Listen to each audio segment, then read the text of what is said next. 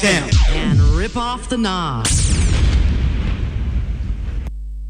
This is FM. Okay, 101.7 neat. 100.9 FM. Yenyina was Ship House. Abeka Junction Accra. Yeko Kumasi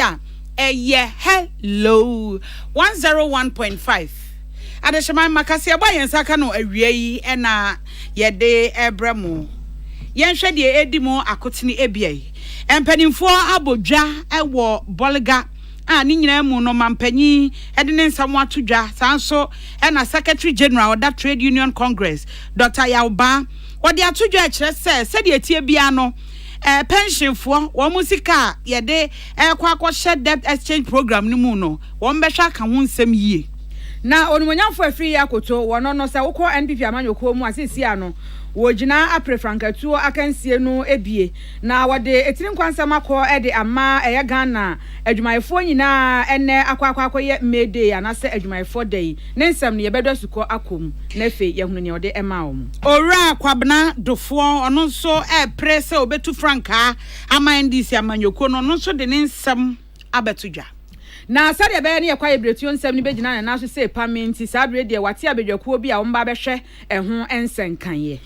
enzempi ka ho na yede bremo kasebo imumidin de akosua sapon bene nana ma akoma eje ni mbuaten enyumakuo bi ada roma wo mo na so yasene ema yede kasebo yi eba awie MTN 4G plus almost say open fastest connectivity eye hope NSS wodo ani kire MTN say wo internet no pese ko speed pa na ebo adwuma ma we ba bia wo bia de a na wo mo na ohia wo mo tablet eti wo bechusu MTN tablet na wo de ama akọ speed amount wo phone no ana se wo computer bibia wo bia na se ekọ sho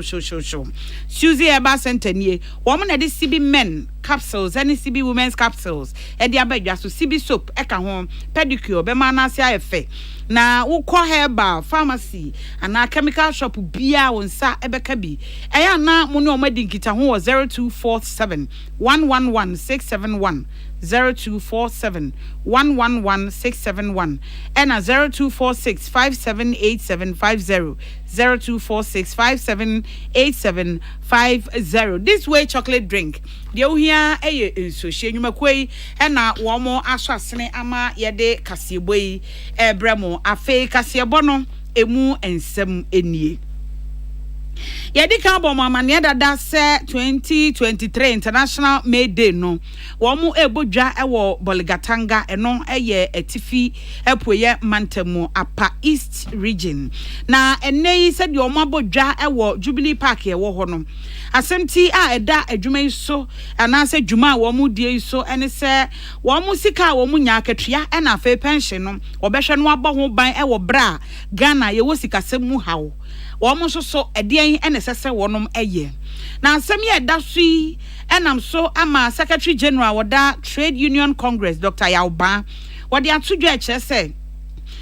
no organized labor say womo wo hweyi womo behwe say womo bebo wonom pension fund ho eban said ye be ya sa debt exchange program no yemfa nkonkosi awowa ana yemfa nkoye ade bia ebema adwumayefo akwakobre eno na wode ato aban anim say entiase a wo mo ne enkrofo asensan no efa pension funds no ho no wo mo mane nyina saa hwe eno manfo mo nsa nka sese aban so hwe single spine salary structure ena national labor law ho hyehyɛ no so wo mo hwe no mo nwene hu bio.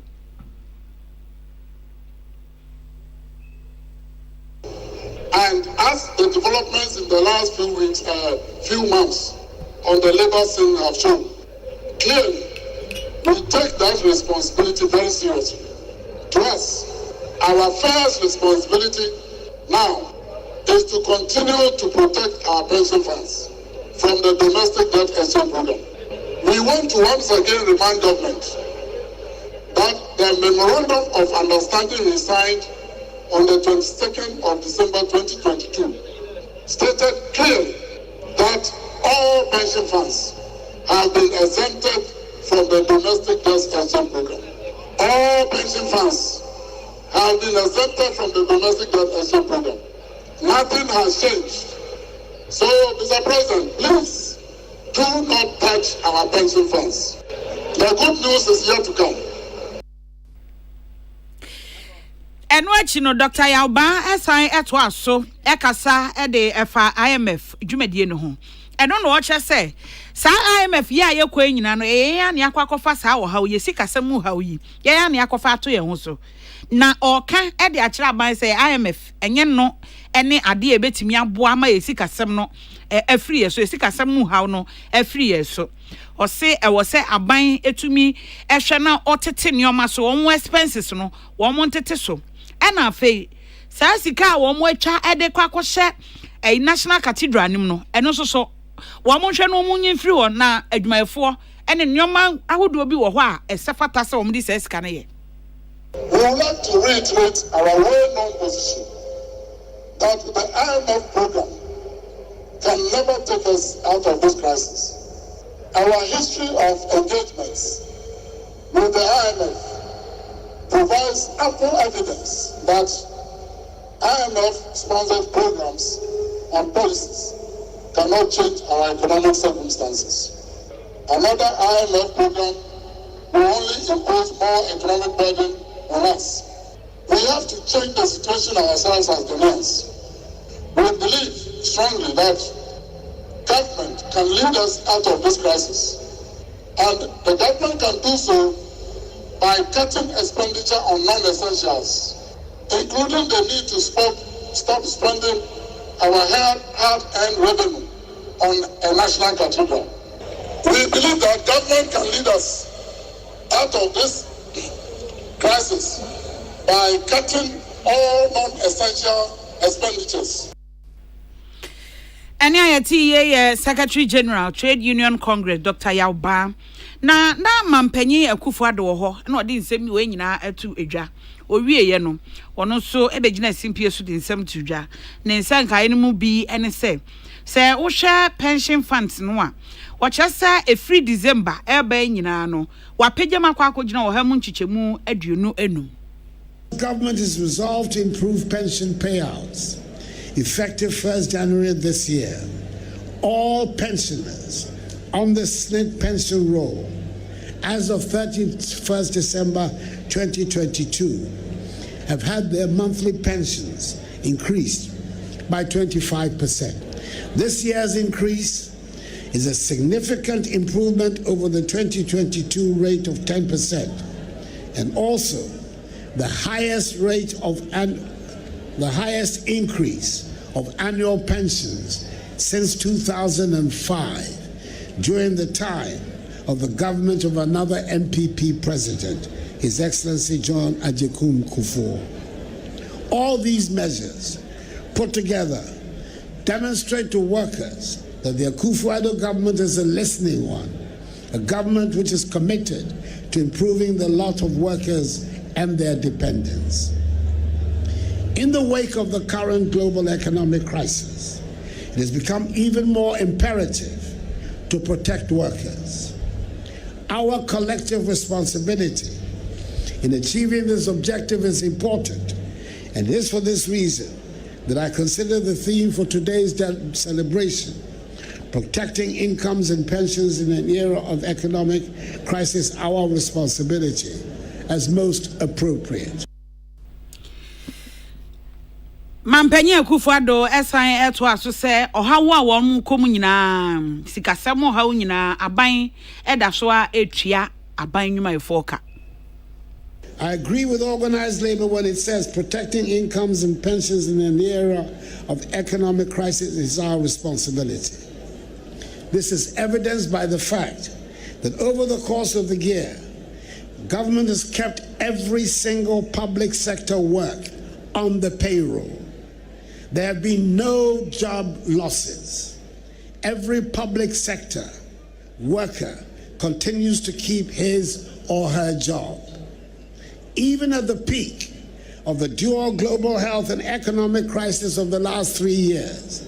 government ensured that no public sector worker was taken off the payroll as a result of the crisis. Government's posture today is the same, even in the difficult times we find ourselves. We've demonstrated this through our commitment to increases in the national daily minimum wage, base pay, and pension payments, amongst others, in spite of their fiscal impact on the economy. Ani ayati ye Ghana mampanyi Nana Ado Dankwa Akufo-Addo. Na onumonyafo akoto afiri ye nyina ye nim se sisi ano wo hwe animuten se esi ahenefo a won mo MPP amanyoko mu se nyame ya adom na so wo mo e de wo prime state ntim so a wo mbema ne tumi no watumi atu franka e de ama amanyoko no na eno ene wo kire mu se nei se ekuafo ye di wo mo da e wo wiase nyina no a wono so ehwe se wo ye pani e wo my Ghana mu ne de etwa fata se wo ne adwumayefo nyina ka bomu na wo mu dida no e ma no ye kra behwe enti we no okukuchire ye ene wo di egu ni Facebook page kra a wo di etirin kwansam ekọ e de ama adwumayefo wo my tias my Ghana mu nyina na afi achiche ne bencheye abrochima mu nyina wo kire mu se ye wono mo ha asu a wo mo ete no da suo mu na wo mo sori ehwe so mbesa wo mani mu fifire no mo hwe se wo mo de be pre o man na kan kron so na anam so a ama sabre o man no atimi adum pempen so se nti se da bi se no adru so a etwa fata so wo de tirin kwansam ene ayiko nsam ekọ edema wo mo wo so o ma ya ade pa wo kire mu se senka adwumayefo eni wono mo anka o man ki ye bobere nka begina he se wo hwe adwumayefo mpenten kwate a wono mo afamuo sa wo hwe COVID-19 po eyi ni tie na Russian Ukraine war krampo nso yi ni tie na ya nam oha ne amane mu na nso ne nyina mu eye adwumayefo amwo mu amabam ambuo na omo ye omadwene so ombe ye de ometimi aye bia na omo de aprekan kro ama oman nso enya sika e de abo oman no ho bra na a kire se wo mo aye bi enti ene dey se ye celebrate ewiase nyina da wo matudi ase wonom e de e hye adwumayefo mo fa na wo se wono nso e de sa ensam we no ekọ e de ema adwumayefo nyina no wo mu nkran na omotokwaso e wo mu dwumade ensam no omde pem oman no kankro na ye nyina ye nim se eye mebusu mi biada edikan e na che se wiase nyina tudi si wonum no omde di saada wei na wo mo de ahwe ohaw ahodo a eye adwumayefo efamuo na afi wo mo de ebri wo mo mogani e de pre oman bia kankro eno enti e na eda wei no edru so a ye hye ho fa oman Ghana nso ye de ye ho ahye mu bia sabre onmonyamfo afiri ya kotu a wono nso e de ne ho ahye frankatufo di bremuo na wo hwe so obetimi enya nkunim no na watu franka ade ama NPP amanyoko no wono nso de ne nsam akọ ede ama adwumayefo a wode ayiko ensam ekọ ede ama omo se omo ene adwumapa e wosada we enso Ora kwabena dofo doctor ono nso so prese NDC amanyoko no ebema no sa akonya no na watu franka edi wo mani mafempino ne aduonu enan ono so de krata apie a wo kire se adwumayefo dai obebo Ghana adwumayefo abaso na no wo kire se wiase nyina obi a ye na fam die se de be ya adwuma ye no bekoso na sikasem be ye ni nyina egina adwumayefo so enti obebo adwumayefo abaso omomumo eniyo enne edai a wo mu di wo mu ni no mu ni ye na no waba mu aba be piem se wo ba Ghana man mu ha se ya yenso ye di sa da ne bi asɛmti a eda so no was protecting incomes and pensions na se ye boy ye sika ye nya e wa adwuma ye ho ene ye pension sika no wo hwɛ oman ye sika samu a ato apia e wom sese no a na esefata se obi abaye na fam die na obi asum ebedwo no na no kye se wo hwɛ team ya eda so ya ene no kopepepe o se e wo se wo mo ehwe ye sikasem so wo mo ye nhyehyeye e wo yen yabrabom ene adwuma ye no mu no esefata se wo mo be ye o mafam die a ebetimi aboban ama sikasem obi amfa ne sanko ka titru ne pension de enkofo ha obi amfa mma o se ye enye ya no akeke asɛmti eda so no yenhwɛ na yenye ne se de yaka no na ekoba se wo mo ye nhyehyeye ne de wo mo ano eka ne saa se de mpanimfo abu be se wo de wano edonwere a ebi nwo no eni kwan so mo ka ne saa e wo se wo mo ye ho adwuma eno nti o se se wo hwe o man mu asikasam nko yie kura eno so nkyere se ye ma neoma entity empansam se de ye nyina ye hwehwe se Ghana ebe ye yie no wo se ya ye bi pensi ye si Ghana ye betimi asase ni bio se yenya ehyehyɛ papa edi gu akwan mu a obebo adwumayefo nyina baso e wo sa dayi a wonum edi ye nyina yemfa yani yemma yenhu se ye wani daso a se ni daso no ebetimi aboa ye daache enso ka ho bi na ye nyina yenwene papa yenwene nkɔ papam sɛ de ɛbɛyɛ a daachi bia no enwoma ɛbɛyɛ ye ɛde ama yɛn krata yi Dr. Kwabena Dufo nankasa ɛna ɛsan yɛ ɛnɛ a ɛyɛ Midday yi wɔ sansɛm ya ho ɛna emrahye bedwani a ɔwɔ Sene West onimunyamfo kwa metwumasi ampofo ɔno so bɔ adwumayɛfo nyinaa ba so ɔpanyi kyerɛ sɛ yɛka ankrankra ne aban de a adwumayɛfo ho nyinaa yere wɔn ho ayɛ adwuma ɛka ho bi ɛnennɛ yɛka mpuntu a ebi awura Ghana man mu ha sei ɛno nti abra oni Peace News edi nkɔmɔ no ɛna ɔkyerɛ sɛ de yɛka sɛ adwumayɛfo yɛbɔ ɔma so no ɛsɛ fata ɛsan sɛ ebinom ayɛ adwumaden ama yɛduru baabi a yɛduru yi ɔka kyerɛ aman sɛ wɔmra na wɔmfa nhyehyɛ papa emegu hɔ titiriw ɛne condition of service ma adwumayɛfo sɛ de bɛyɛ bɛhwɛ ɔmo nkran ama ɔmatimi atu anamon wɔsrɛ sɛ aban fa saa nhyehyɛ yɛn ngu yie sɛ de bɛyɛ a titiriw akuafo wɔn nso bɛyere wɔn ho ayɛ adwuma san sɛ wɔn ayɛ adwuma yie de ahyɛ ɔman yi mu a besi saa bere ɛmɛbunu nso yɛmmɛkua no nyɛ ɔmo fɛ sɛ de bɛyɛ a ɔmo de ɔmo ho ɛbɛhyɛm nɛyɛ adwumayɛfo da I think say afiaso ya fofida ya hwɛ sɛ ɛnɛ yɛyi asi hɔ a yɛde agi ahome Ghana adwumayɛfo emomamo emayiko ya menka mo ho obi bia nye na adwuma sɛne sɛ na enam so ama ɔman no atimi akɔnanim ɛno nti na ho so behia sɛ aban ɛde nhyehyɛ pa bɛto kwan mu ama aboa timamofo ɛne obia na fe enam so ama adwuma atimi akɔso efisɛ sɛ aban antimi amfa policies papa ana nhyehyɛ pa nto akwan mu a ɛma adwuma no yɛ no ɛyɛ den ɛna sɛ akatua nso yɛhwɛ na etua adwuma ni bia ka sɛ ne sɛ private or public na yɛso yɛyere ho ɛyɛ adwuma no yɛ sɛ ne sɛ bɛyɛ a oyi uyam na yɛ adwuma ɛboa uya nhyira so ɛwɔ so mechi chia obi bia sɛ yɛnyere ho na yɛnyɛ de ɔsɛ yɛ ene a yɛti yei ɛyɛ mrahye bedwani a ɔwɔ Sene West onimunyamfo kwa metwumasi ampofo ensɛm wei yɛnua panyi Emmanuel Akoli ɛna ɛdebrɛ Penny Kwantrefo a oda kwa ibretuo adwumakuo no ano Measure Chief Executive Officer the Ma Forestry Commission Ora John Alote wo kyerɛ mu sɛ opese yɛkwa ibretuo nsɛm no egyina ne naso pa na Green Ghana project ne nso no etimi fa ne ntoma pafira enti saa bre ya yɛka sɛ de wo kyerɛ mu sɛ ɔno nko antimi nye enti atwa fata sɛ wɔte abedwakuo bi a wɔnom ɛbɛboa no ɛwɔ dwumadie no nsɛm na timi egyina ne naso pa me na wie pa yɛn so enti saa bre wɔte abedwakuo ɛno no ɛyɛ 9-member Forest Plantation Technical Steering Committee a wo kyerɛ mu sɛ wɔn baba bɛboa na ne ensakyerɛ mapa ɛne hunumu mapa ɛne mmoa hodo wɔn betimi ayɛ na wɔn Ghana plantation strategy a wɔn ɛdan wadi ɛwɔ mfiepini ne dunsia 2016 mu na wɔn gyetu mu wɔ mfiepini ne dunso 2017 mu no wɔn bɛhwɛ na ne wɔn atimi ama no aboa na gyina ne naso nso ɛde ama kwa ibretu nsɛm no ani so ade hunu no a wɔn hwɛ sɛ wɔn betimi ama na bamu ne nyinaa no ebetimi awie mu die na no ɛna wɔkyerɛ mu sɛ sa Ghana plantation strategy we no ɛyɛ kwan wɔn bɛso wɔn fa so no wɔn boa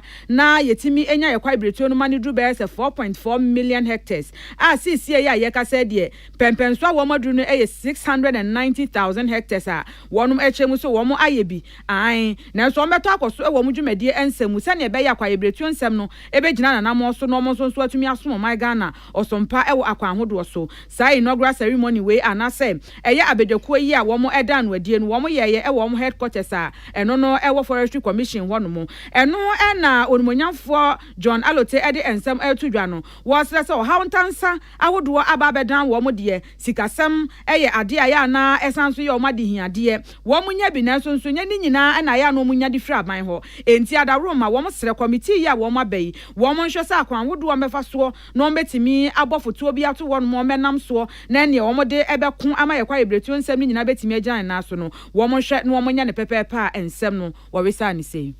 We're also expecting some funding from the government. We've been getting some funding, but largely we've been lacking in terms of the funding that is required to be able to achieve this target. All these areas, we think we have to review the document and see whether,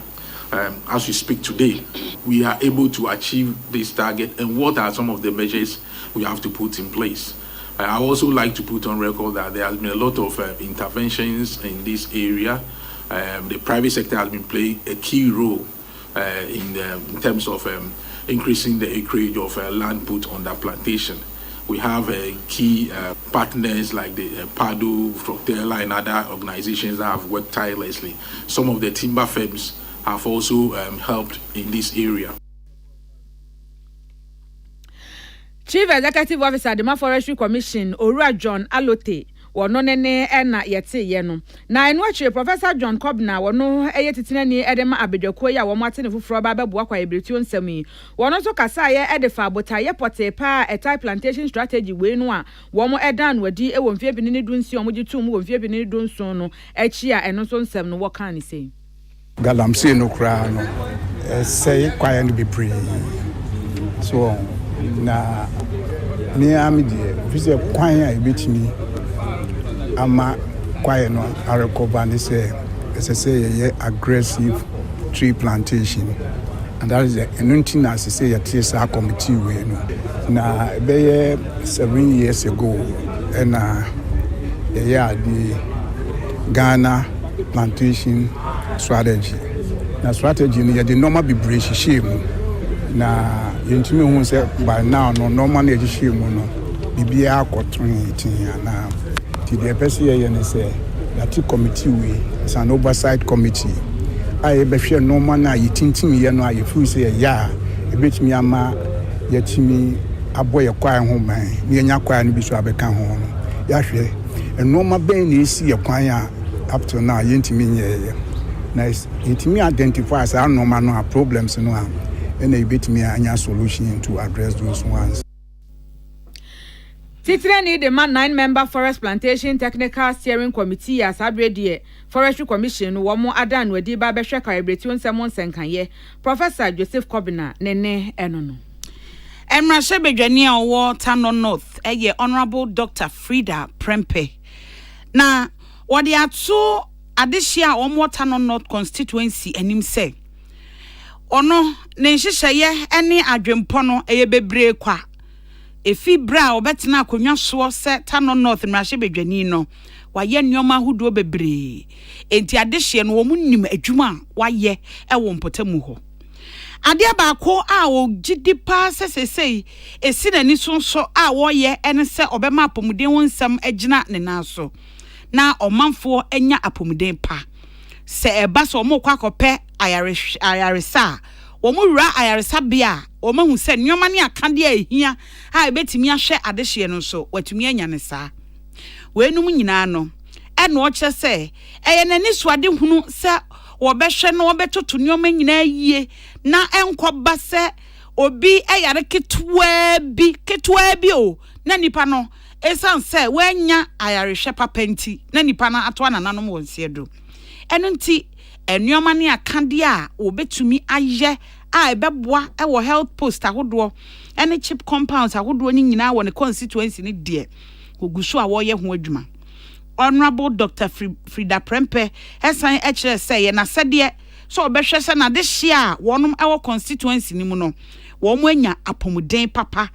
na wo mo anya ayaresabia papa ebetimi ahwe wo mo enu nti obeye ni nyina bi de seso ye bia wo ye se de munim dada se wo yire ne ho ye adwuma no obeye ne saa eno o kye se the constituency ni se ukoba bi ti se dua ankwanta jaache enkwanta bisa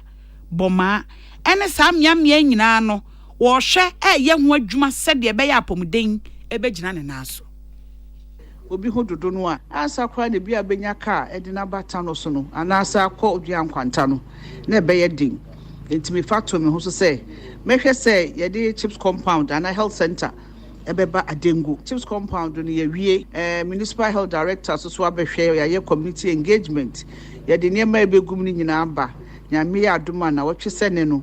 ye behwe na ye bie e de ama adofo so a ewo ha jaache so ye krobi a ete no ho fridua nkwanta kra enu nti na eno so ye kobie chips compound ni bi ho ende nyame adom ye nya deputy minister Honorable Tina Mensa mo bebie anoma ye yakomo mo moto bike ya tunsuo so amo ya mo solar nkwanta bisa so ete no ho firi boma ho ewo amanye mu enti se obi ho dodo no a eye den se obeba boma ana obedudua nkwanta enu so nti no ene ye chips compound ni bi ewa ha.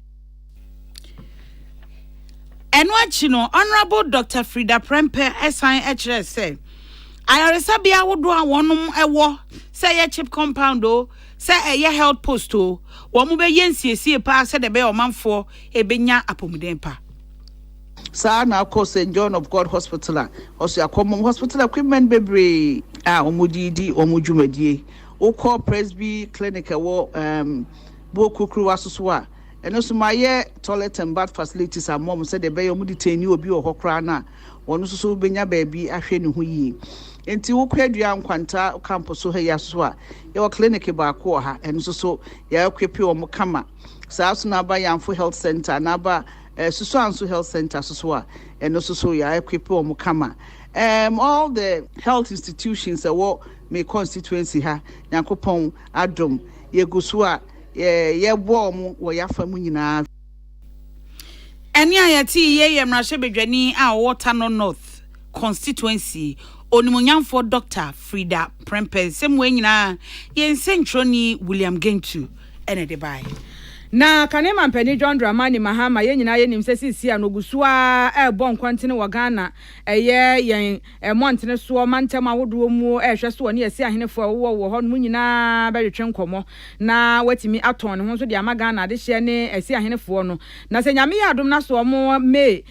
boso me eye da to so du miensa wo mo de wo primaries ni tentim so esi ahenefo no abomoden de tumi no akura ne nsam na watimi atu franka e de ama amanyokuo NDC na no ene wabo ana akopie mu e wasante mantamu adwura se chiduma se pe eho enu akopie mu ene oni delegates no akodi enkomo na woduru honom no e na wo kire mu se sisi ane nyame anim nukure nie se wokasa oman ne ye nam pentem kwatie mu ane woboa wo sisi a ye nyina ye nam ahoyehia mu acha se ye pa ye ho kwa ye hu yasene mu ase Ghana mampani na adodanko akufu ado ne na aban no wo mu hunu amamuo ne so wo mu ase ye sikasam amanuoma nyina gensrepe ne mpataku sisi a no pa wo kire mu se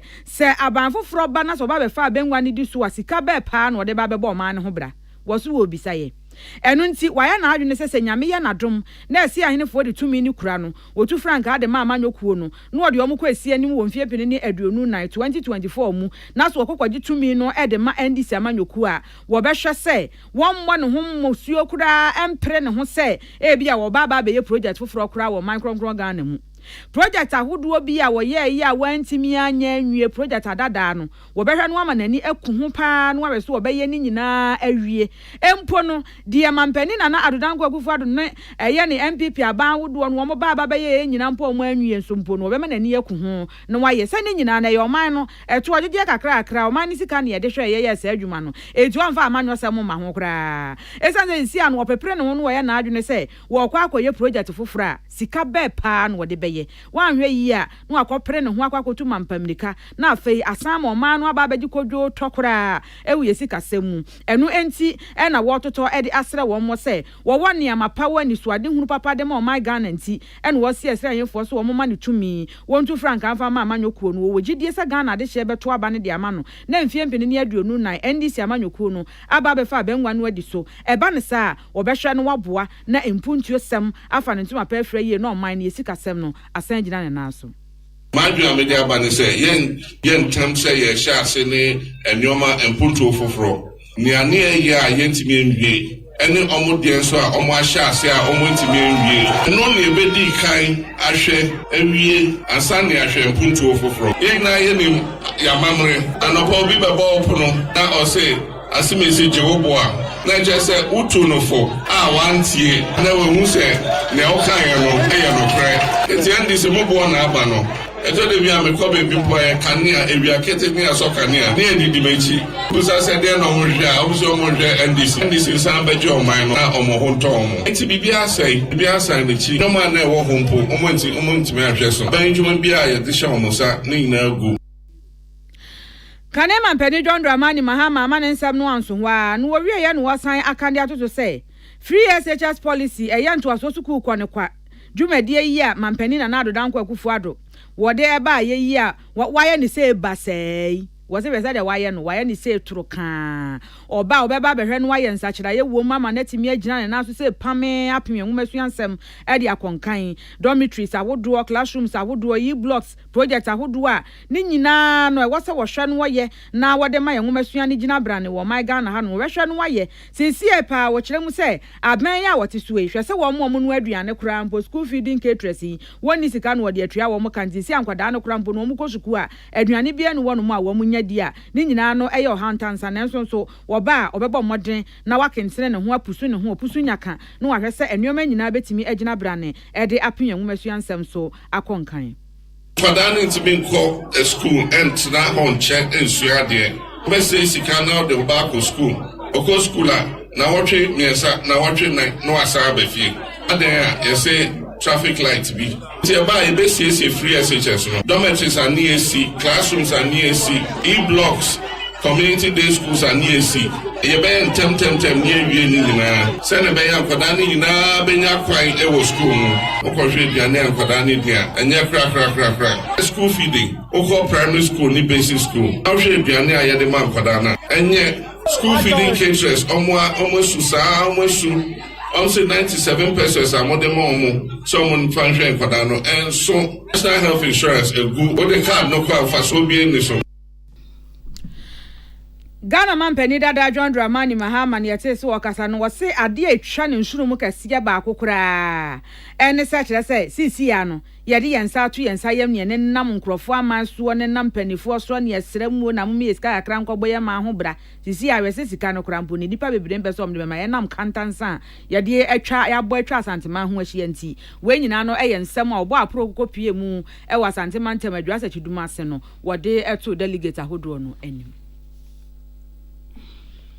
yetwa eswa na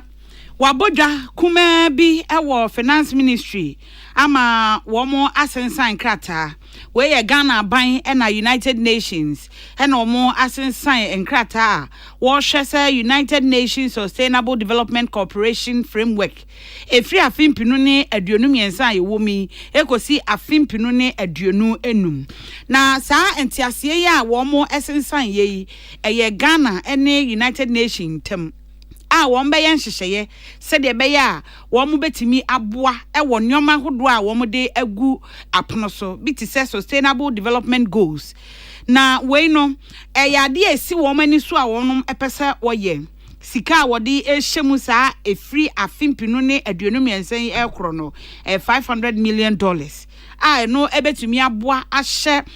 kuakuo bi a no betumi aboa ma omanfo nso so etimi anyam emfaso ebinum ebesua adwuma ebetimi aboa ma ehyehyɛ ya hodo de agu apono so no etimi akɔ yenim sɛ UN de wo mo ahwɛ so omanfo asetena mu ebetimi akɔ yie eno na opanyina wono na ejina won manam United Nations Resident Coordinator Ora Charles Abani wade to dwa sɛ sa UNSDCF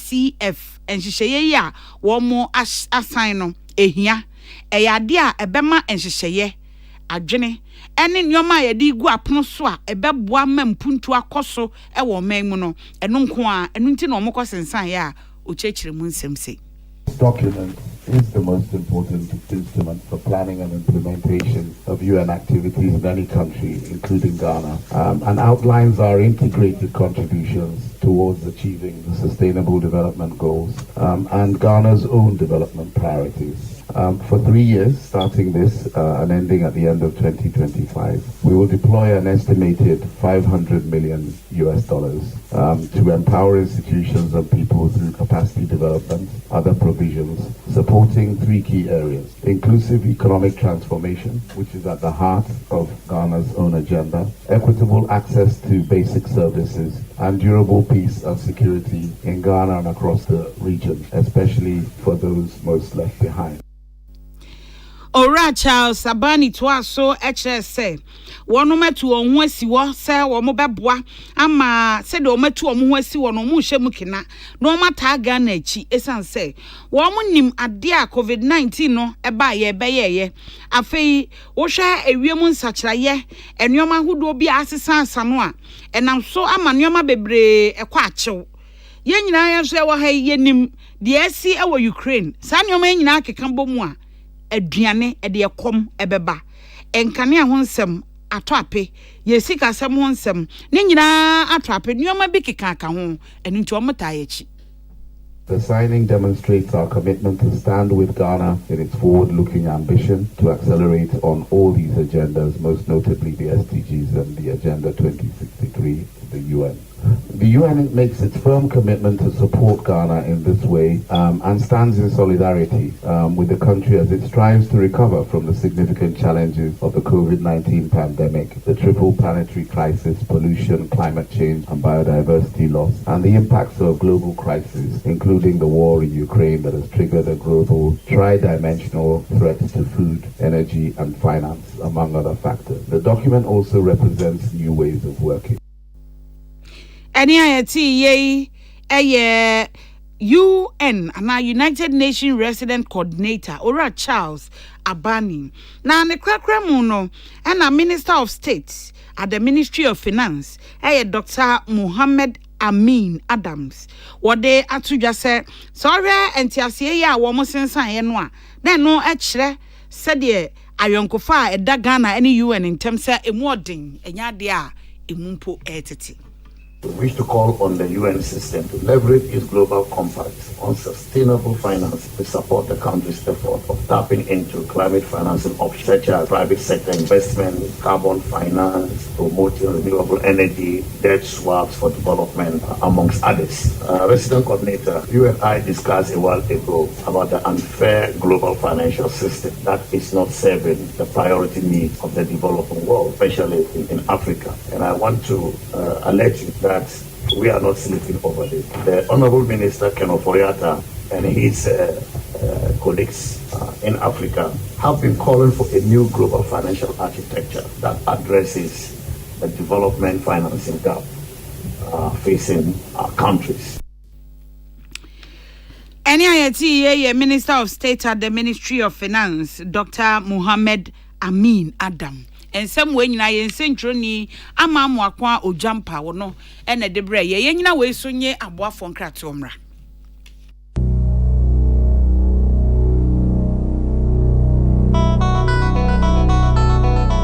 Peace FM. Ojam no nanse dia wo jiwani as a confidence level so asa kwosoro pa. E wo se manijie efese ma fa Mr. Kill aye bema kasa. Wa fa meme dro Mr. Kill aye bema mu a. Enya afi na wo be ye hu debate. Tell him. Hey, na ada no fan World Cup sa.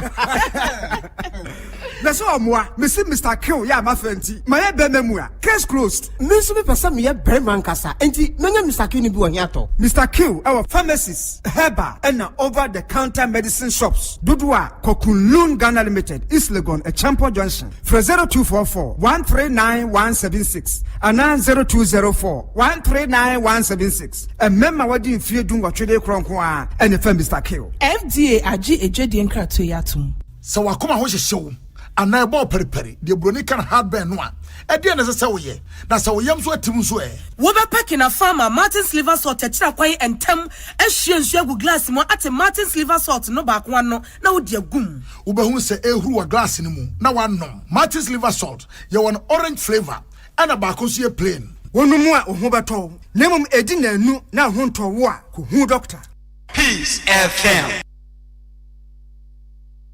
Tune it in, turn it up, Peace FM, and rip off the knob. Yamagana this year nyina kwaba ede aba yewi aprem to braka nkase eboso afe yetwa ensem ne so ede amamu. Na Chief Executive Officer the Midday Belt Development Authority Eyowura Joseph Kuma Make.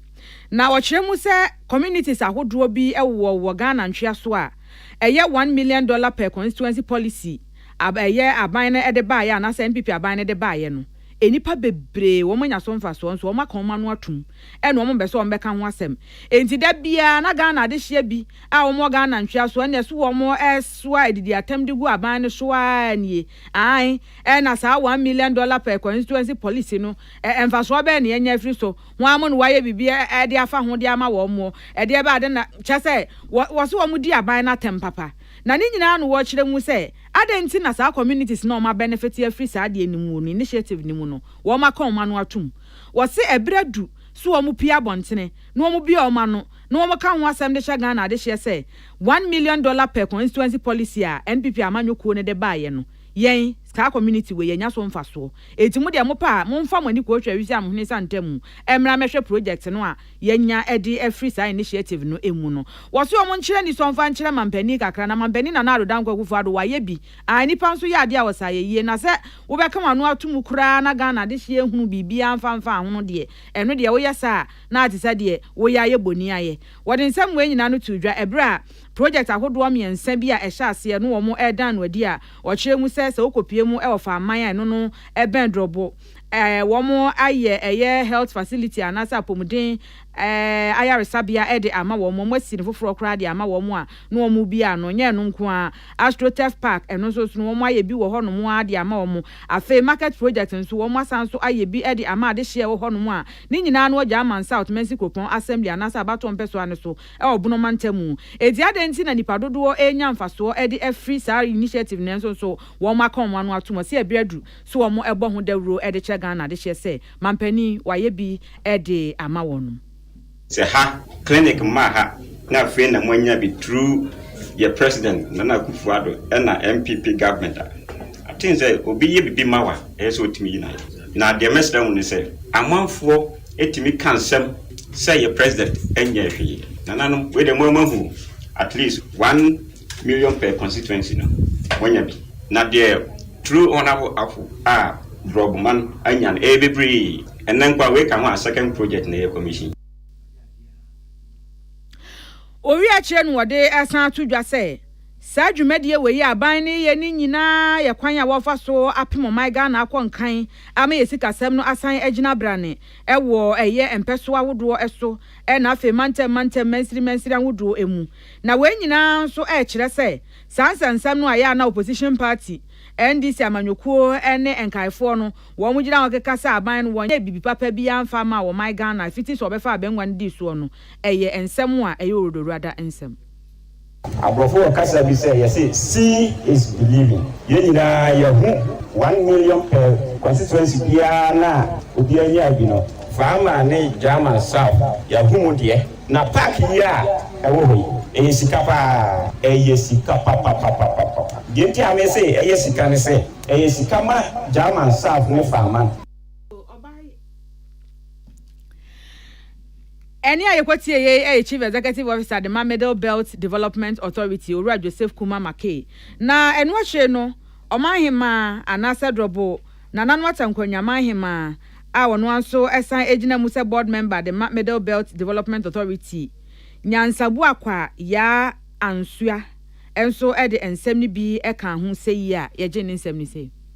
Osha ensuo e say yenya nsuo a enka ye betumi e de maintain grass ne aha maintenance ni nyina no menim se ne make nyina me am CEO or jotting down when it in menim se obedumi ye e de akan ye ho ya ye we na wie no na afei ye center ya ya betena nim kukutai anka enche ti ya ye project ni bebre se nyame edum ye o ma ya hoden a ye hia de ne ye nuoma ye hia bi so ma ye nwie ne ne ye wie ni nyina no nyina ye betumi de abawie ni ya commission fefefe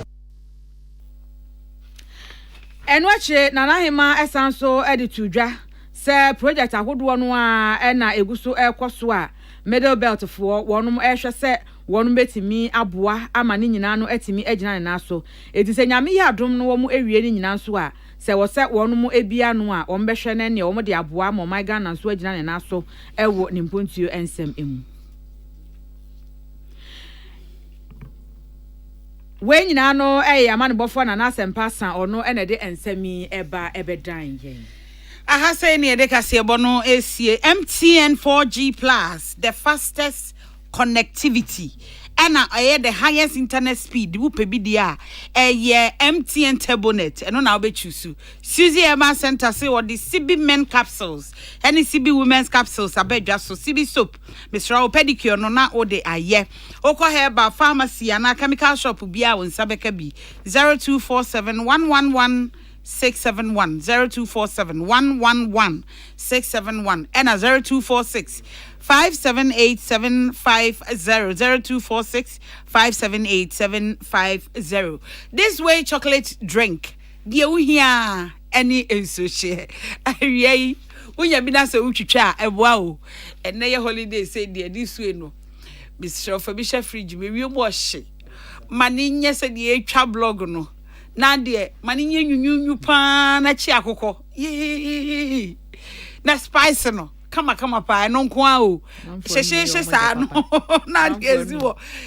Tena ho. Amanfo no we omo de. Tena ho na fa o to ba adwe. Awie menum atoso. Enti minya akoko a ya chie. Na minya this way enwunu a. Ye wa waku no achi. Oh, ebe kama. Ti pa cho so pe bi wate. Na ebe boa. Se mimi nya bisa no a mebre Peter Square ne William Gentu ene Benis Boatin kameka se Benis na mama eyi dasmani bi odidi o ma bi do so ni different one ma bi wo say me ntimi nya wanu aduane because so dey na bro so odidi o ma bi do so ni di kra no ma bi enti sure this way chocolate wo wanu aduane dey minya metimi anya omo ha nyina wo dey minya ni pa nya metene nta pe wa mo mi no enti ebusi anyumakwe ne so ya sene ema awie yi ene ye holiday adwumayefo nyina da so ye wa adwumam ena ye me de se mu se fra no pa no na ma ya besisi abre ye guso awa mumu nti ne ye wo ho enti ye guso sompa ene ye wo mo mafa ye nyina Hello FM Neat FM OK FM babia utie ye free takra de mantam dunsia ne nyina babia utie ye free bia yeguso ye sompa ene ye oh ye yire ye ho pa ye de betimi bia yan kenkan kase boy awie eye me akosi asapon mene nana ma akoma ejani mboaten yan ne ka bo mu de ba ye yamammo enitia adehye. Tune it in, turn it up. Peace